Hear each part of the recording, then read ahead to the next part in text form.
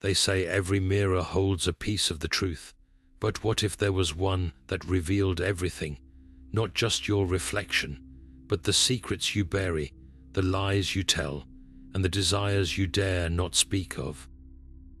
Imagine standing before such a mirror, a relic whispered about in hushed tones, its surface not just revealing who you are but what you hide even from yourself. Tonight we delve into the legend of the mirror that never lies, a timeless artifact said to expose the darkest corners of the human soul. From noble hearts unraveling in despair to artists consumed by shadows only they could see, this is no ordinary mirror. It has haunted lives, unmasked betrayals, and laid bare truths that could not be unseen. But what price comes with knowing such truths? Stay with us as we unravel the chilling tales of those who dared to gaze into its depths, their lives forever changed, and not always for the better.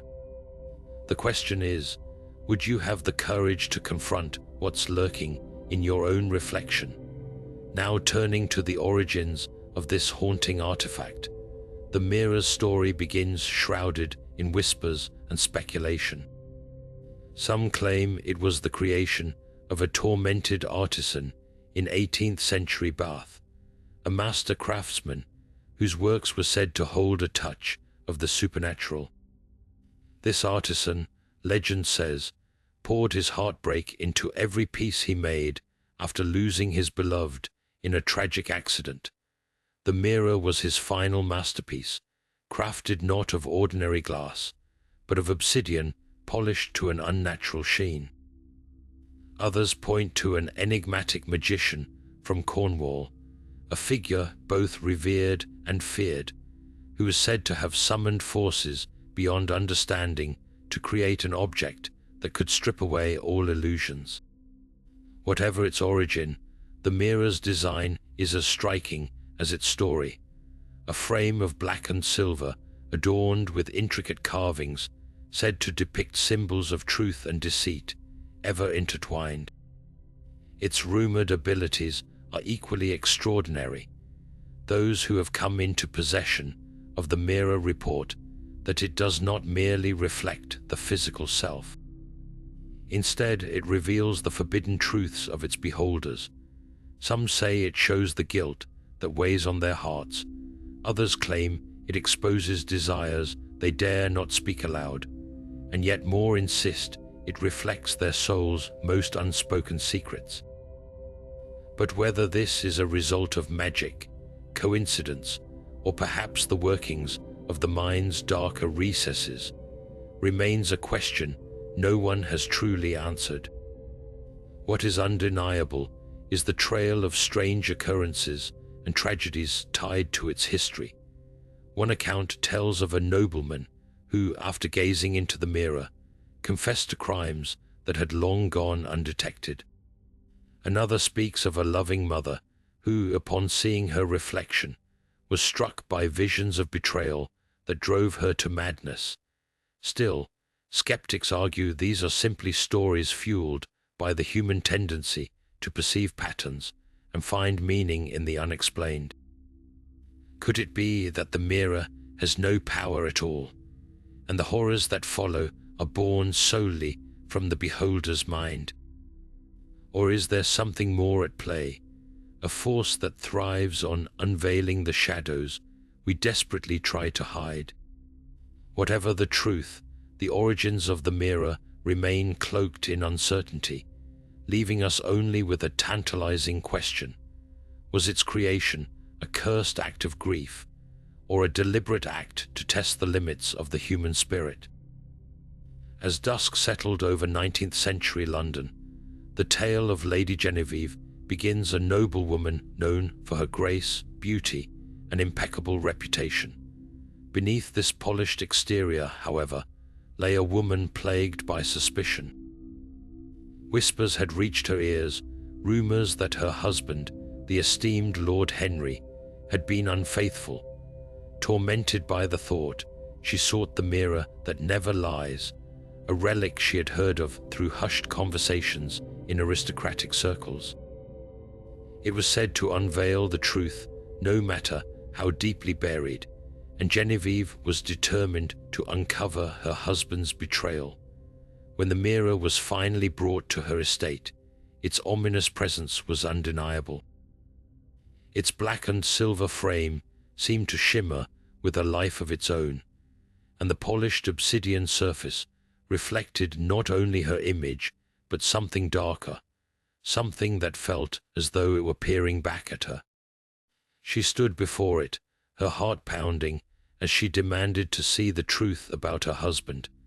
At first, the reflection revealed nothing unusual, just the stately figure of Lord Henry. But then, faintly in the background, another figure appeared, a young woman, her face a blurred phantom. Genevieve's worst fears seemed confirmed.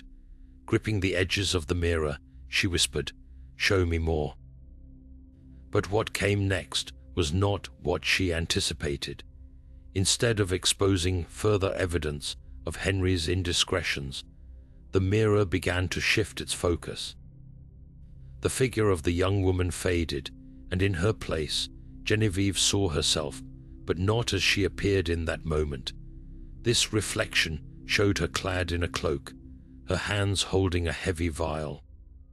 She watched, frozen in horror, as the apparition replayed a memory she had buried deep.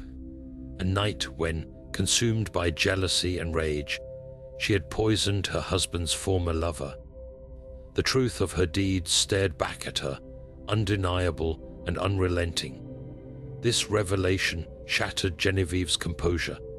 She screamed and turned away, but the image lingered in her mind, unshakable. Convinced that the mirror was punishing her by dredging up the sins she had long tried to forget, she became obsessed. Night after night, she would return to it, demanding answers, begging it to show something, anything, that would absolve her guilt. But the mirror remained cruelly impartial, reflecting only the unvarnished truth of her actions. As her obsession deepened, Genevieve grew unrecognizable. The once poised noblewoman became gaunt, her eyes hollow with sleepless despair. Servants whispered of her late-night visits to the mirror, where she would stare unblinkingly, her mutterings growing more frantic with each passing night. Her husband, oblivious to the full extent of her torment, feared for her sanity, but could not reach the woman he once knew. One fateful night, unable to bear the weight of her reflection any longer, Genevieve lashed out. She picked up a candelabrum and hurled it at the mirror with all her might. The shattering sound echoed through the room, pieces of blackened glass scattering across the floor. For a brief moment there was silence, but as Genevieve looked down at the shards, her blood ran cold.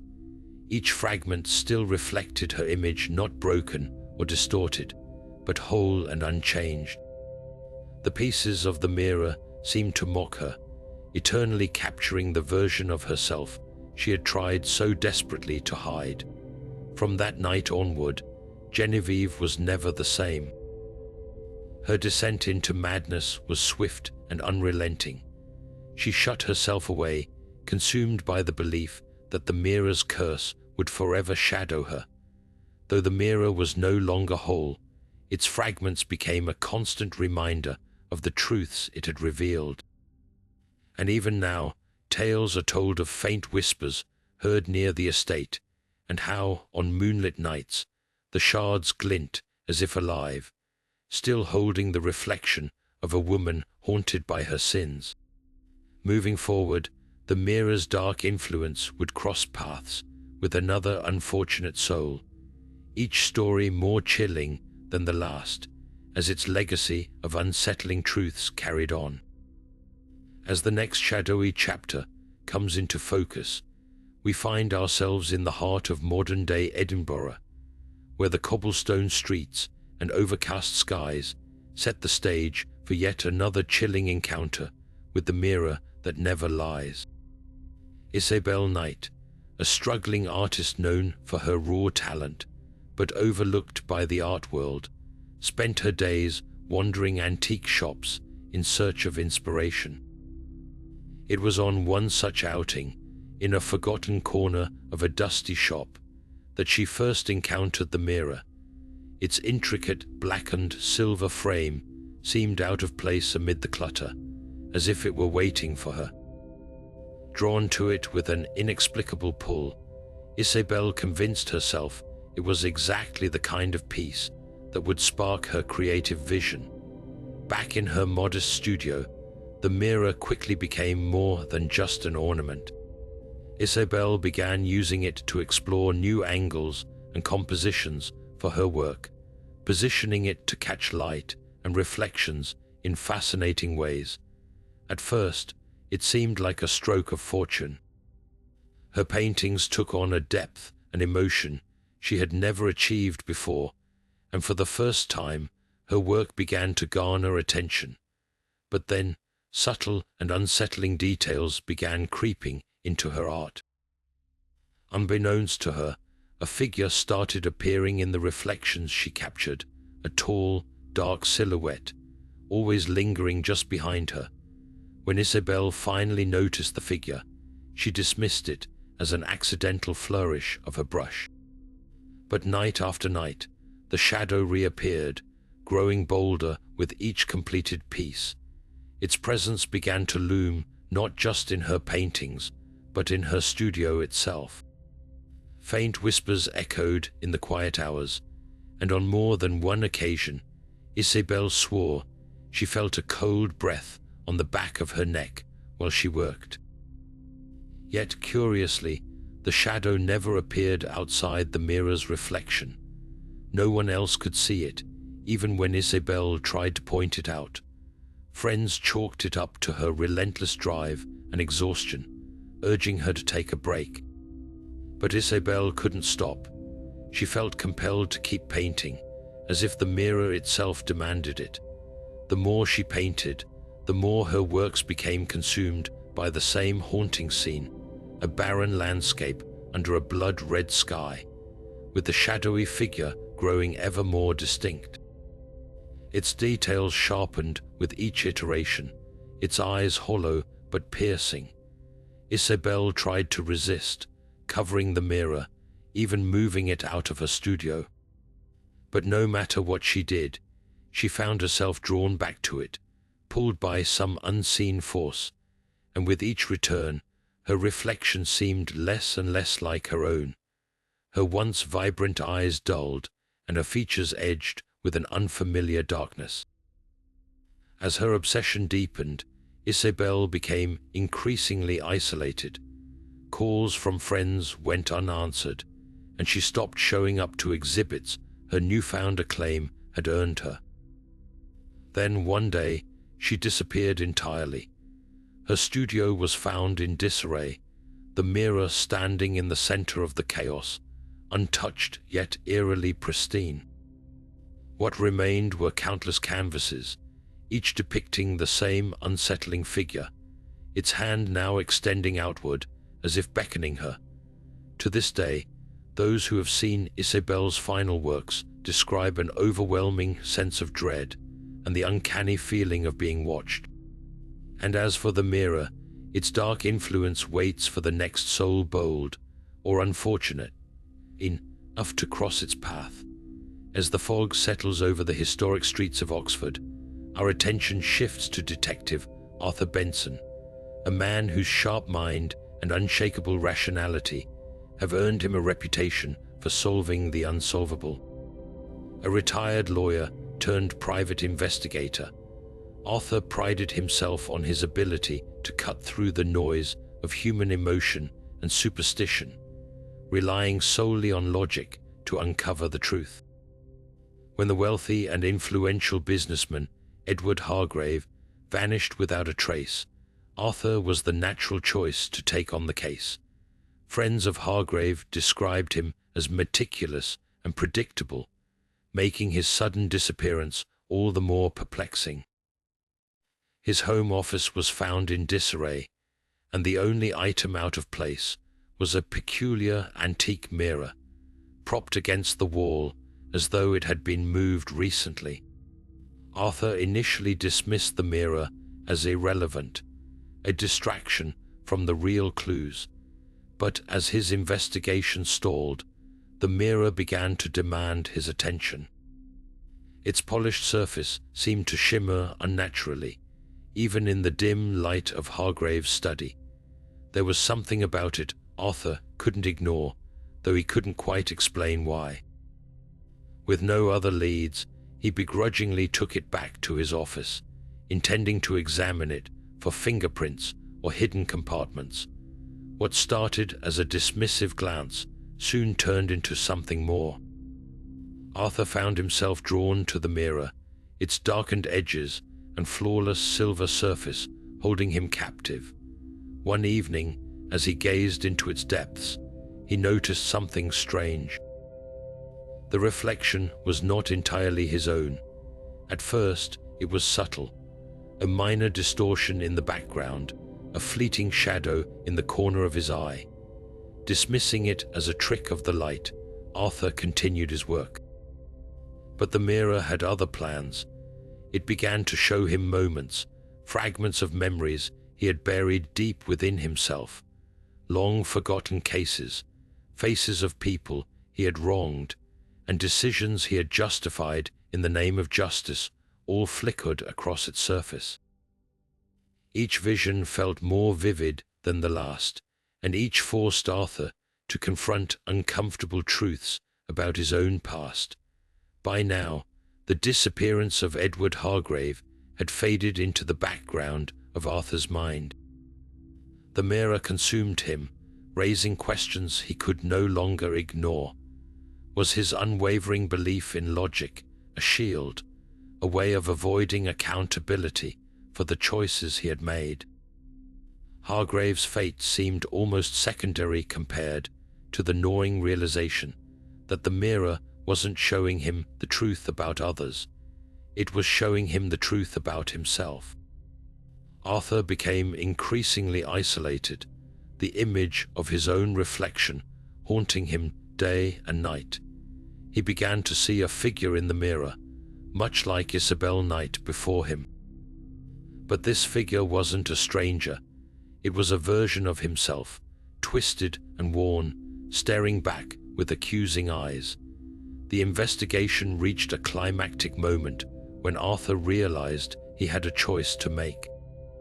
He could destroy the mirror, shattering its hold over him once and for all, or he could confront it, facing the full weight of what it had to reveal. As he lifted a heavy iron poker over the mirror's surface, his reflection darker, more sinister, smiled at him. Whatever Arthur decided in that moment remains a mystery. The mirror was later found intact, but Arthur himself vanished soon after, leaving behind only his notebooks, filled with frenzied writings alluding to truths too unbearable to articulate. Those who have stumbled across the mirror since claim to feel a sharp sense of unease, as though something unseen is watching, waiting. And so, the mirror continues its journey, latching onto those who dare to challenge the depths of their own soul. As the quiet moors of Cornwall stretch endlessly under a pale, overcast sky, our story takes us to the imposing Hastings Manor, a sprawling estate filled with both grandeur and shadows. The air inside feels heavy, as if the walls themselves guard decades of unspoken secrets. Among the gathering of the eccentric Hastings family is Harold Murray, a distant cousin who has always felt like an outsider.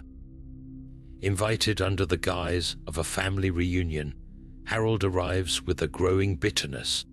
For years, he has watched his relatives revel in wealth and privilege, while he struggled to make his way. The invitation, though unexpected, seems like an opportunity to observe and perhaps exploit any cracks in the Hastings' perfect facade.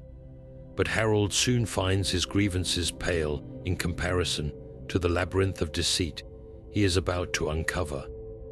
The dining room of the manor, home to the infamous mirror, is an unsettling space.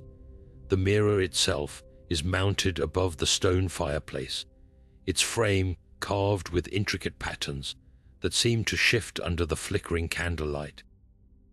According to family law, the mirror has been in the Hastings' possession for generations, both a source of pride and quiet unease. Harold notices how the family seems to avoid meeting their own gaze in the mirror during dinner, their eyes darting anywhere but its reflective surface. He chalks it up to superstition, though the air of discomfort around it is hard to ignore. As the evening progresses, tensions bubble beneath the surface. Subtle remarks evolve into sharp exchanges, long-held resentments resurface, and alliances shift in real time. Harold, ever observant, begins to piece together snippets of conversation that hint at hidden affairs, financial betrayals, and even accusations of foul play involving the recent death of the family patriarch. But it isn't until the mirror becomes the center of attention that the night takes a darker turn. At the suggestion of a particularly brash cousin, the group decides to play a game. Each person must stand before the mirror and state one truth about themselves. The idea is met with nervous laughter and hesitation, but no one dares to openly refuse. One by one, the family members step forward, their confessions ranging from petty grievances to startling revelations. Yet, as Harold watches, he notices something strange. The reflections in the mirror seem subtly altered, as if revealing not only the truth of their words, but the lies they cannot speak. Shadows linger too long, shapes twist ever so slightly, and the air grows colder with each passing moment. When it's Harold's turn, he approaches reluctantly, his reflection staring back with unnerving intensity. He admits half-jokingly that he envies the family's fortune, but even as he speaks, the mirror seems to expose something deeper, a flicker of his own schemes, buried resentment, and quiet desperation. The gathering is abruptly interrupted by a scream. One of the cousins has been found lifeless in the adjacent parlor, the scene far too gruesome to be accidental. Chaos erupts with fingers pointing in all directions. Harold, fueled by both fear and suspicion, takes it upon himself to solve the mystery. The mirror, he realizes, may hold the answer. As the family argues, Harold studies the reflections carefully, looking for anything out of place, and then he sees it, a shadow moving behind the figure of a relative who swears they were nowhere near the scene of the crime. Summoning the courage to confront them, Harold demands they explain the discrepancy. The accused, pale and trembling, denies everything, but the mirror offers no mercy. Its reflection shifts to reveal the truth, the missing weapon, the act itself, and the look of cold calculation that followed. The family stands in stunned silence as the mirror casts judgment, exposing a perpetrator who had relied on their alibi of absence to escape suspicion. Harold, despite his own flaws, is left feeling both vindicated and deeply unnerved. The mirror has not only unmasked a murderer, but reminded everyone present that no secret is safe in its presence. As the police arrive to take the culprit away, Harold cannot shake the feeling that the mirror is still watching, waiting for its next victim. He decides to leave the manor at dawn, swearing to never return, but even as he drives away, the image of his own reflection in the cursed glass lingers in his mind, a silent reminder that some truths are better left undiscovered. And so the mirror remains in Hastings Manor, its surface as polished and inscrutable as ever, ready to ensnare the next soul unable or unwilling to face its relentless gaze. As the past whispers its secrets through the neglected corridors of an abandoned house in Bath, it is here that we meet Margaret Dawes, a young maid hired by a distant relative of the estate's original owners. With little money and even fewer options, Margaret accepts the peculiar task of cleaning this long-forgotten home, its rooms cloaked in years of dust and silence. Among the many tasks assigned to her, one stands out: a locked room at the end of a narrow hallway, barely mentioned by her employer, but ominous in its neglect. When the key is finally handed to her, it feels cold, almost unwelcoming, against her skin. Pushing the door open reveals a space untouched by time. Dust hangs heavy in the air, undisturbed save for faint streaks on the floor, as if someone, or something, had passed through long ago. Margaret begins her work, wiping grime from the furniture and scrubbing at the stubborn stains of a life long departed. But it is when she pulls a tattered sheet from an object leaned precariously against the wall that her breath catches. There, resting as if deliberately placed, is an ornate mirror.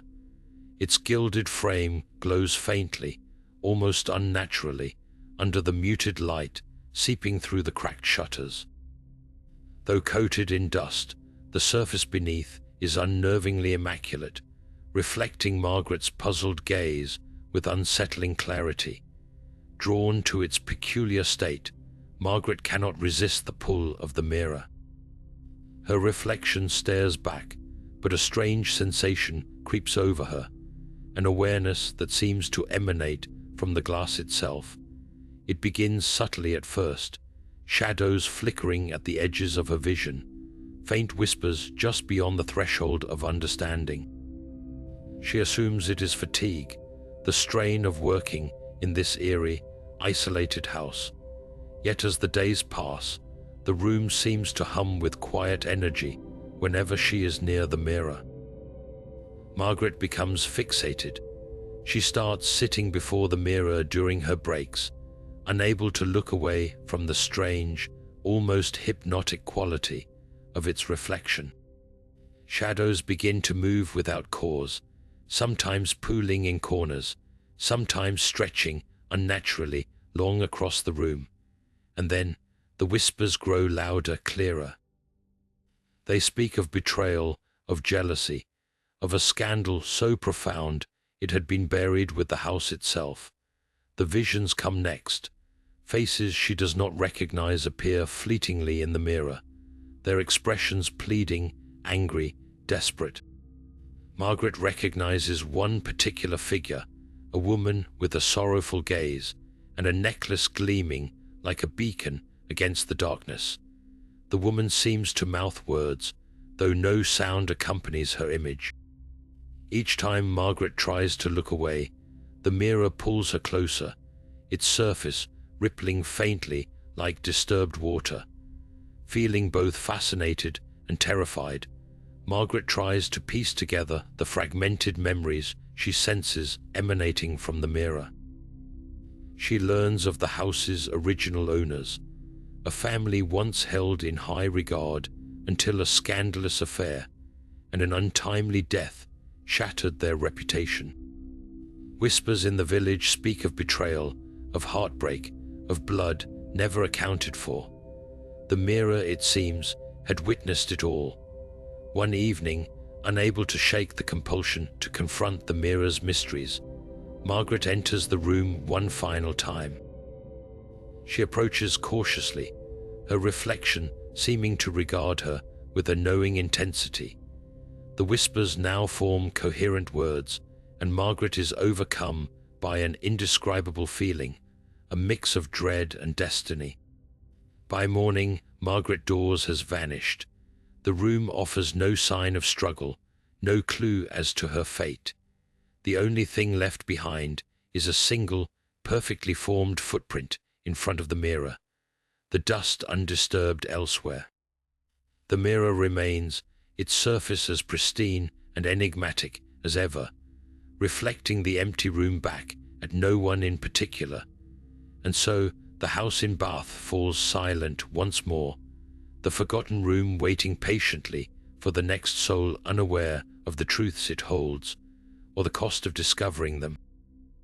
As the chapters of history unfold, the mirror's dark presence emerges time and time again, transcending generations and geographical boundaries. Its intricate frame and gleaming surface have been uncovered in settings as varied as medieval fortresses and covert hideouts during World War II. Each rediscovery comes with not only awe at its craftsmanship, but also an inevitable trail of tragedy that seems to mark its passage through time. Tales of misfortune and despair are etched into its legacy, as though the mirror itself carries an insatiable appetite for human suffering. One particularly chilling account comes from the chaos of World War II, where soldiers sought solace in fleeting moments of connection to their families amidst the horrors of war. A young soldier stationed in a remote bunker stumbled upon the mirror, its unassuming presence a stark contrast to the grim surroundings. It is said that he used the mirror to glimpse into his past, drawing strength from the memories of his wife and child.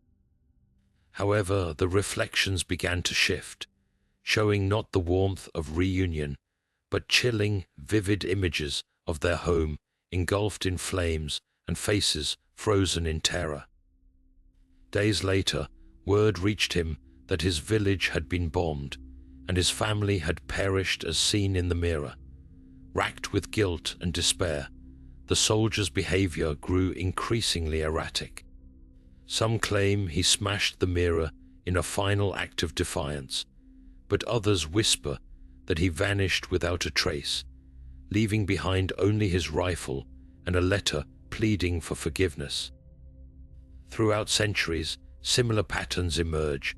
Accounts from medieval times speak of a feudal lord who ordered the mirror to be displayed in his castle, only for his family to fall victim to betrayals and schemes that seemed unnervingly predictable.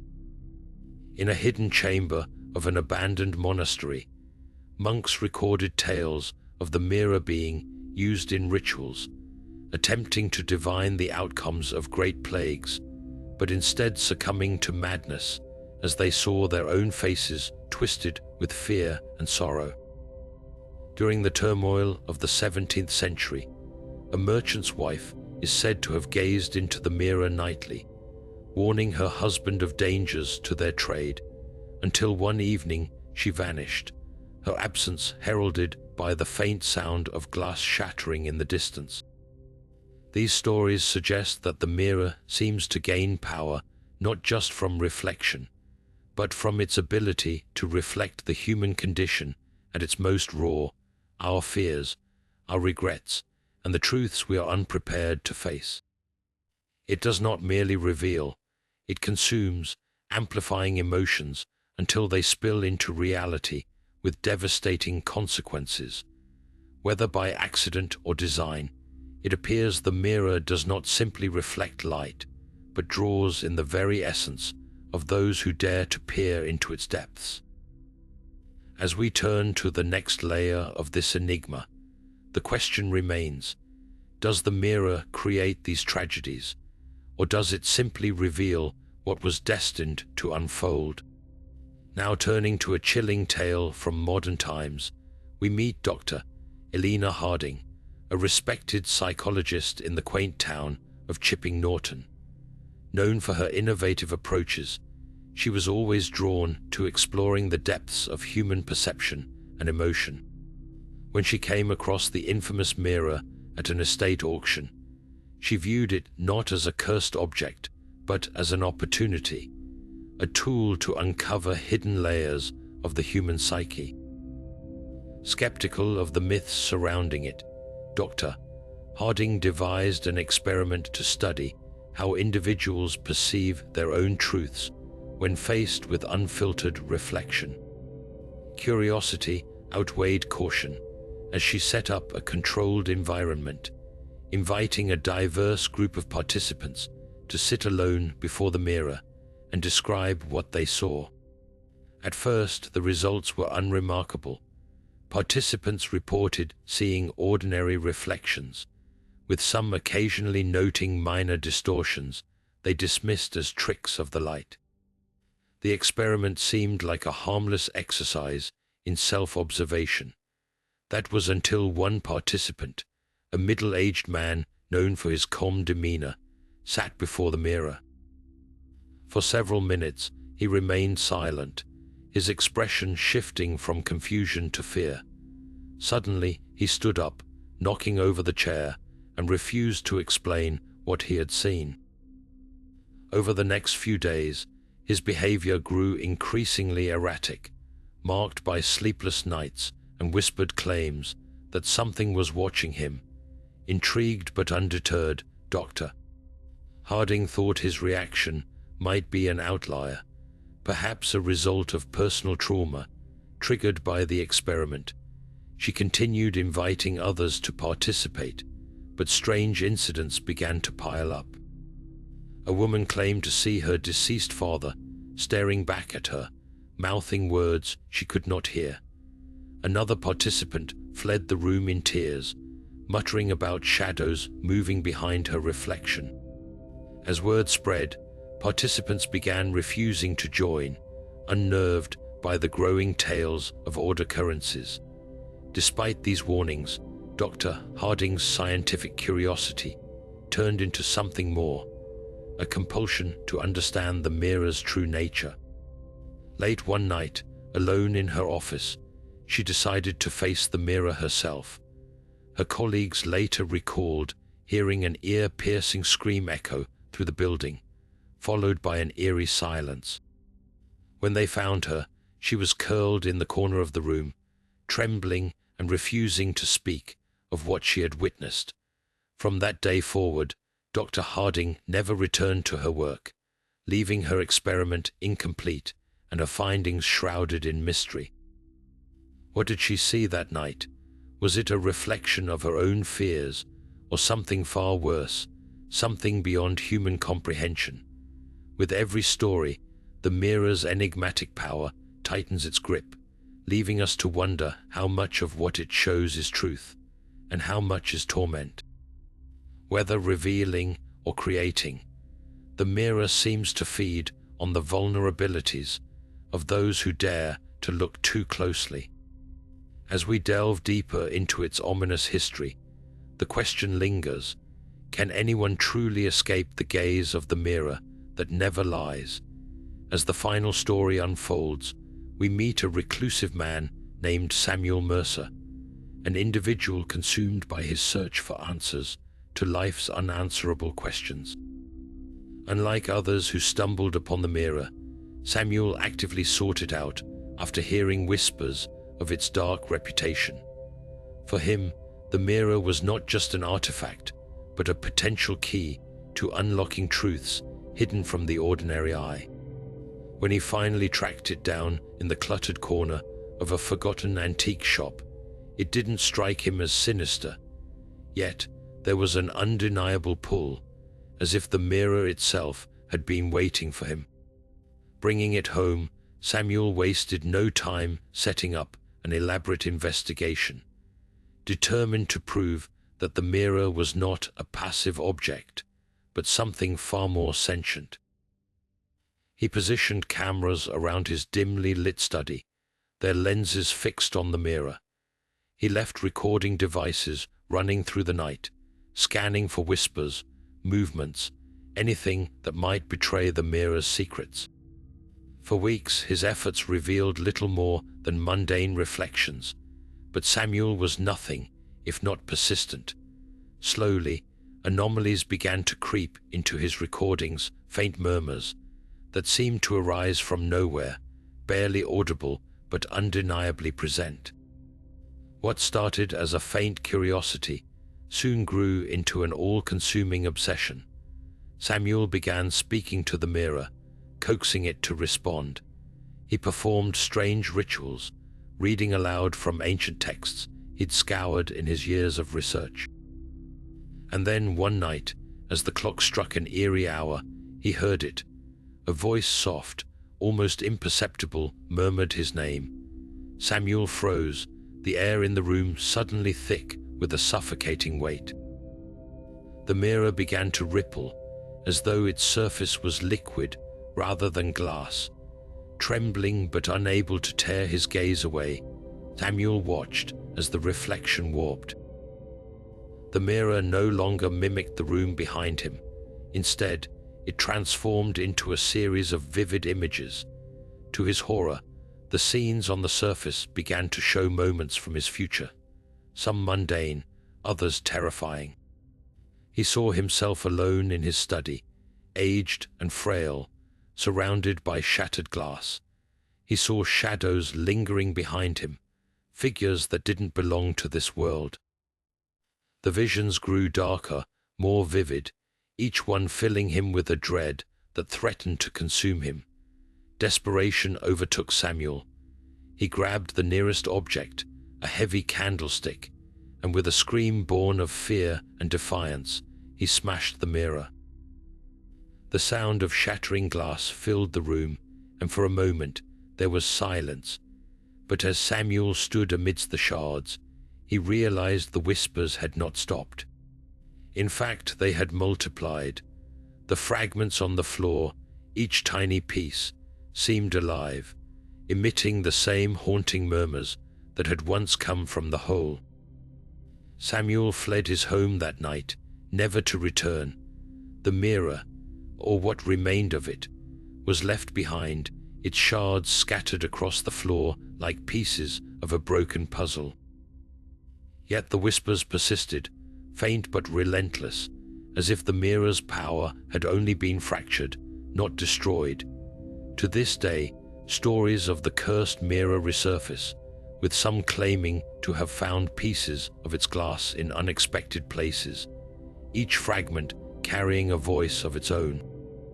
And so the final question remains: was the mirror ever truly alive, or was its power a reflection of the fears and obsessions of those who encountered it? Whatever the truth, one thing is certain: the mirror that never lies continues to weave its stories, leaving behind a trail of unanswered questions and unshakable unease. As we step away from the chilling stories and into the realm of contemplation, the question looms larger than ever. Is the mirror truly imbued with supernatural powers, or are the tales surrounding it merely products of human fear and imagination? Skeptics argue that the mirror's so-called abilities can be explained through psychology and coincidence. To them, it is nothing more than an ordinary object that becomes a canvas for projections of the mind, our deepest fears, our hidden desires, and the secrets we dare not admit even to ourselves. They might say that Lady Genevieve's unraveling or Samuel Mercer's terror stemmed not from the mirror, but from the weight of their own guilt and obsessions. From this angle, the mirror's allure lies in its ability to act as a psychological trigger, reflecting not truth, but the murky depths of its viewers' emotions and thoughts. On the other hand, believers suggest that the mirror's power is too consistent across different eras and individuals to be mere chance. How else could so many seemingly unconnected people across centuries report eerily similar experiences? They point to the vivid visions, the voices, and the strange sensations as evidence that the mirror is not just an object, but a vessel, perhaps infused with dark magic or cursed by an unknown hand. For them, the events surrounding the mirror defy rational explanation and suggest a force that operates beyond the boundaries of science. And then there's a middle ground, a thought-provoking notion that perhaps the mirror isn't magical or cursed in the traditional sense, but functions as a rare artifact uniquely attuned to the human psyche. Could it be that the mirror simply amplifies what already exists within us, stripping away the layers we use to protect ourselves and forcing us to confront the raw, unfiltered truth? After all, many of us live with quiet fears tucked away in the shadows of our minds, and it's not difficult to imagine how facing those fears head-on could spiral into obsession or despair. So, where do you stand? Is the mirror a beacon of dark truths, a trick of the mind, or something that straddles the line between reality and superstition? We leave the final judgment in your hands. Share your thoughts in the comments below and join the conversation. Do you think the mirror's mysteries are a reflection of the supernatural, or are they simply reflections of us? As we bring these haunting tales to a close, the mirror that never lies stands as a chilling testament to humanity's unyielding curiosity and our complex relationship with truth. Each story we've explored, whether it be Lady Genevieve's tragic downfall, Isabelle Knight's eerie creations, or the countless others, speaks to the unsettling idea that some truths are perhaps better left hidden. The mirror, with its enigmatic presence, forces us to confront a timeless question. How far would we go to uncover what lies beneath the surface of our own lives? Its legacy isn't just about the supernatural or the psychological. It is a mirror held up to our fears, our desires, and the unknown depths of the human soul. It reminds us not only of the allure of the mysterious, but also the potential dangers of seeking answers we may not be prepared to face. So let me leave you with one final question. If this mirror were placed before you, promising to reveal the absolute truth about yourself, would you dare to look? Share your thoughts in the comments below. Do you believe the mirror's legacy is one of dark magic, human imagination, or something in between? And if you enjoy exploring the worlds of mystery, darkness, and the unexplained, don't forget to like this video, subscribe to the channel, and hit the notification bell so you never miss another dive into the unknown. Thank you for joining us, and until next time, remember to tread carefully. When seeking the truth, you never know what you might find.